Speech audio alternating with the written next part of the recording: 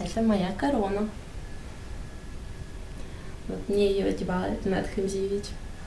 Очень трогательный момент. Это ленточка. Наира Абайдулина показывает трофеи королевы, точнее звезды Сибири 2013.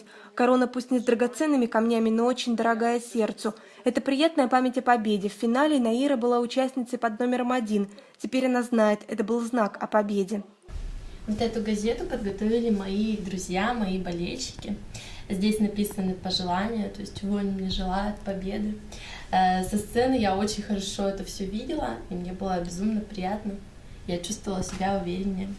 Как будто все было как вчера. Подготовка, переживания, страх перед жюри.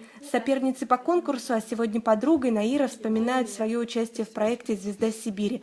Там обрели новых друзей среди татар, стали больше интересоваться родной культурой и традициями. Это одна из задач организаторов конкурса Конгресса татар Тюменской области. С успехом достигается и главная цель – способствовать созданию татарских семей.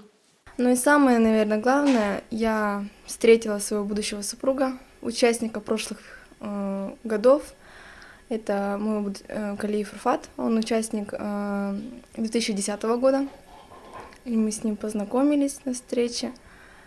И сейчас у нас будет 28 числа состоится никах. Разиль Шаймарданов сегодня актер татарского театра и активист молодежной организации «Татар Тюменской области». И все это благодаря конкурсу «Джигит-2013».